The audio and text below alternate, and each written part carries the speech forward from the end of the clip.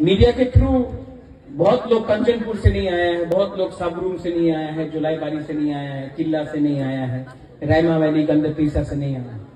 मैं आप सबको अपील करना चाहता हूं, जहां से भी आप हो 15 और 16 तारीख को अटेंड कीजिए हमारा अधिवेशन।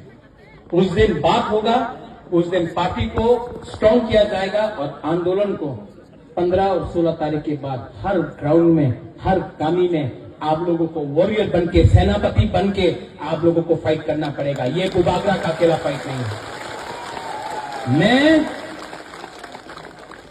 थक गया हूं लेकिन कमजोर नहीं हुआ हूं। We are not weak, yes we are tired, लेकिन जब तक क्षत्रिय का खून है ना, आखिरी दम तक फाइट करूंगा। मंडे को असेंबली को हिलाना है। रेडी? रेडी? आप लोग देखना, और अगर आपका एमएलए ने काम नहीं किया, आपका ईएमएमडीसी ने काम नहीं किया, डायरेक्टली फोन करके बोलो उनको, ए बुबागरा का बात मानो, बुबागरा का बात मानो। ये एमएलए का फाइट नहीं है, ये मंत्री का फाइट नहीं है, ये